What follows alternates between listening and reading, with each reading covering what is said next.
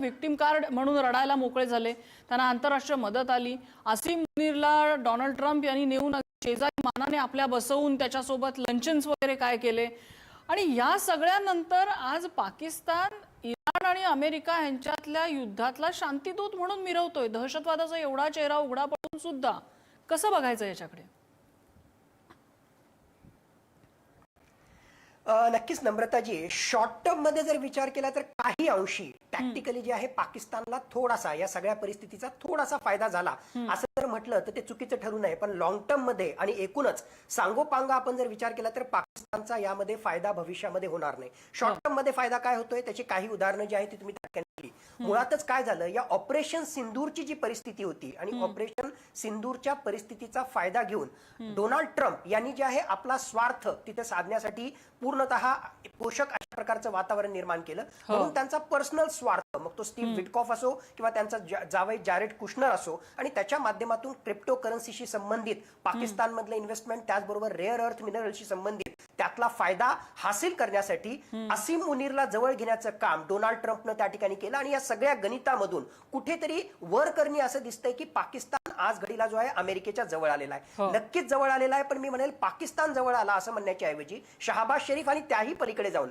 आसिम मुनीर आपल्या स्वार्थासाठी, दोघंही एकमेकांच्या स्वार्थासाठी जे आहेत जवळ आलेले आपल्याला दिसत आहेत. आणि त्या अनुषंगाने या सगळ्या घटना त्या ठिकाणी घडत आहेत. पण आणखीन सगळ्यात चिंतेची गोष्ट मला जर कोणी त्या ठिकाणी म्हणेल तर ज्याला आपण म्हणू आतापर्यंत म्हणजे ऑपरेशन सिंधूच्या अगोदर डिहायफिनेशन.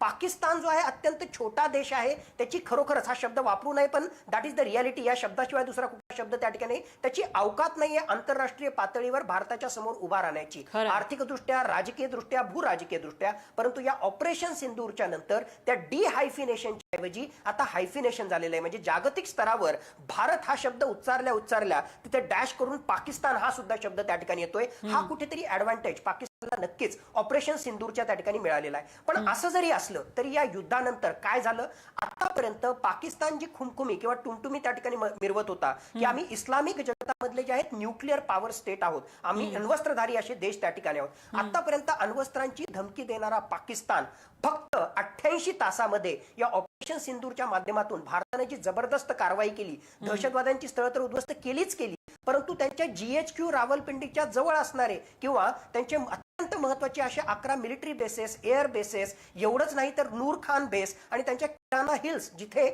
महत्वाचे त्यांचे न्यूक्लिअर एक प्रकारे जे आहेत रिसोर्सेस त्या ठिकाणी ठेवलेले आहेत, तिथे मध्ये घुसून हल्ला करण्याची क्षमता भारतामध्ये, हे भारताने त्या ठिकाणी दाखवून दिलं. म्हणजेच न्यूक्लिअर ब्लफ आपण ज्याला म्हणतो, ते न्यूक्लिअर ब्लफ पाकिस्तानचं जे आहे त्या पूर्णतः पडलेला आहे. आणि अशा प्रकारची न्यूक्लिअर ब्लॅकमेलिंगची धमकी भारताला पाकिस्तान देऊ शकत नाही, हे सुद्धा त्याच्या माध्यमातून आलेलं आहे. फील्ड मार्शल हा त्या परिस्थितीचा फायदा घेऊन फील्ड मार्शल त्या ठिकाणी झालेला आहे. आज घडीला स्वार्थासाठी पाकिस्तान आणि अमेरिका जवळ आलेले आहेत.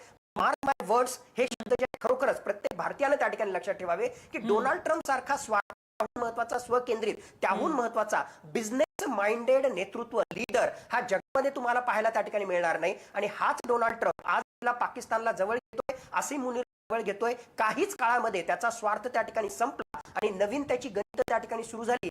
त्या समीकरणांच्या अनुसार पाकिस्तानला लात मारल्याशिवाय डोनाल्ड ट्रम्प राहणार नाही. म्हणून फारसं काही पाकिस्ताननं या ऑपरेशन सिंदूरच्या माध्यमातून अमेरिकेशी जवळीक हासिल करून प्राप्त केलं असं मला दूरगामी परिणाम त्या ठिकाणी होताना दिसत नाही. पण शॉर्ट टर्म मध्ये टॅक्टिकली काही अंशी पाकिस्तानचा जो आहे स्वार्थ त्या ठिकाणी साध्य होताना आपल्याला दिसतोय. मला बामरांकडे आणखीन एक मुद्दा घेऊन जायचा. अगदी ताजं उदाहरण आहे ते म्हणजे अमेरिका इराण युद्धाचं. याच्यामध्ये इराणने कुठली बाजू जिंकली ती आहे PR ची.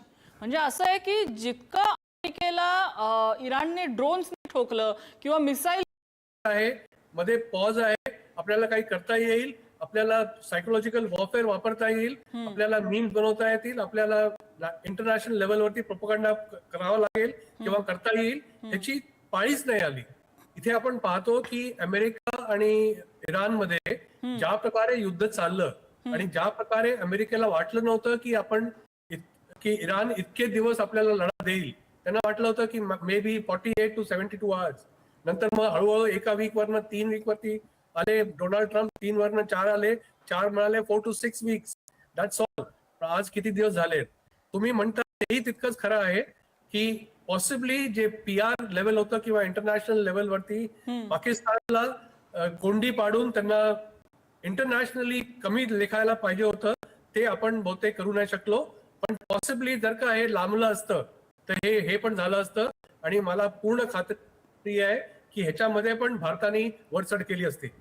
बर, मला ढगे सरांकडे एक मुद्दा घेऊन जायचा की सरकारने सिंदूर नंतर दावा केला की आम्ही दहशतवादाचा कणा मोडला, पण आता आपण बघतोय सीमेवरच्या ऍक्टिव्हिटीज कमी झालेल्या नाहीयेत, सीमेवरती अजूनही दहशतीचं वातावरण आहे. म्हणजे कुठेतरी आवाज आला लांबनं की तिथले लोक शिस्तीत आपला चंबू गबाळं घेऊन घराचे तिथले ते जे बंकर्स आहेत त्या बंकर्समध्ये राहायला निघून जातात. ही परिस्थिती बॉर्डरवरची आहे, तुम्हाला सुद्धा ही परिस्थिती माहिती असेल. मग दहशतवादाचा कणा मोडला असं म्हणणं या घडीला सेफ आहे का? आणि मग बॉर्डरवर चाललंय ते काय आहे?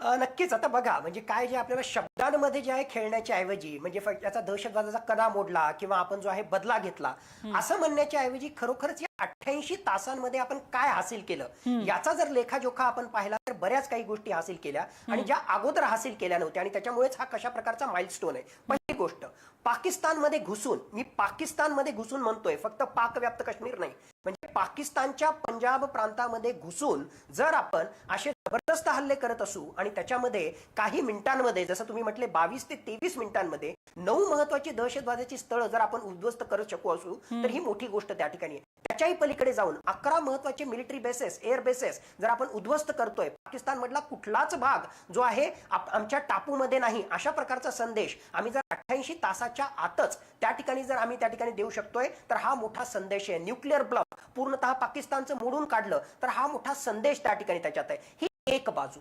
दुसरी बाजू जर आपण पाहिली तर फक्त 88 तासाच्या या ऑपरेशनमुळे मागच्या कित्येक दशकांपासून असणारी पाकिस्तानची प्रॉक्सी वॉरची एक प्रकारे दहशतवादाच्या माध्यमातून ब्लीडिंग इंडिया थ्रू 1000 कट्सची जी रणनीती आहे ती पूर्णतः थांबेल का याचा आन्सर नाहीये, पण त्याला नक्कीच चपराक त्या ठिकाणी मिळालेली आहे. म्हणून मागच्या ऑलमोस्ट 1 वर्षाचा कालावधी लक्षात घेतला तर अत्यंत महत्वाचा मुद्दा तुम्ही त्या ठिकाणी रेज केला. राजकीय दृष्ट्या मला वाटतं हे राजकीय दृष्ट्या स्टेटमेंट आहे आणि मला आठवतं नम्रताजी, लाईव्ह आपण जे आहे त्या 3 दिवस मी बऱ्याच वेगवेगळ्या ठिकाणी ऍब्सोल्युटली म्हणजे 3 दिवस जे आहे वेगवेगळ्या चॅनलवर लाईव्ह होतो आणि ती घोषणा करण्याच्या अगोदर तुमच्याच एका कार्यक्रमामध्ये मी लाईव्ह होतो आणि एक त्यावेळेस स्टेटमेंट मी दिलं होतं की माईट बी प्रधानमंत्री नरेंद्र मोदी यांनी जे स्टेटमेंट किंवा तशा प्रकारची जी पॉलिसी आली होती, आता याच्यानंतर दहशतवादी हल्ला is equal to act of war. मला वाटलं की त्यावेळेस जो आहे it is a root of escapism. या युद्धामधून कुठेतरी बाहेर पडण्यासाठी जे आहे अशा प्रकारचे जे आहे मस्क्युलर मॅनची इमेज प्रोजेक्ट करायची आणि त्याच्या माध्यमातून कुठेतरी जे आहे यातून बाहेर पडायचं असा काही प्रयत्न आहे काय, अशा फक्त मी एक संशय व्यक्त केला होता आणि नेमकं 1 तासानंतर तेच झालं. तशाच प्रकारचं सगळं सीजफायर आणि वगैरे सगळ्या त्या ठिकाणी गोष्टी आल्या. नेमकं तसंच होतंय. जरी आपण घोषणा केलेली असली की आता act of terrorism is equal to act of war, मग काय झालं? लाल किल्ल्याच्या वेळेस जे आहे लाल किल्ल्यावर जो हल्ला झाला पाकिस्ताननं त्या ठिकाणी केला. पाकिस्ताननं केल्यानंतर सुद्धा त्याच्यानंतर पुढे काय झालं ना, मीडियाच्या माध्यमातून आपल्या समोर आलं ना, पाकिस्तानचा हात असताना सुद्धा जर खरोखरच टेररिझमचा हा हल्ला म्हणजे ऍक्ट ऑफ वॉर आहे तर आपण वॉर सारखं त्या ठिकाणी ऍक्ट केलं का? माझ्या मते आपण जो आहे थ्रेशोल्ड हा नक्कीच वाढवलेला आहे, परंतु terrorism is equal to act of war या लेवल पर्यंत ज्या प्रकारची सुपिरियॉरिटी माझ्या मते एअर सुपिरियॉरिटी त्याचबरोबर मिलिटरी सुपेरियरिटी आणि त्याहून महत्वाचं ज्या हायएस्ट लेवलची एक प्रकारे राजकीय इच्छाशक्ती आपल्याला पाहिजे ती हासिल करायला अजूनही त्या ठिकाणी वेळ आहे. पण जरी सगळं त्या ठिकाणी असलं तरी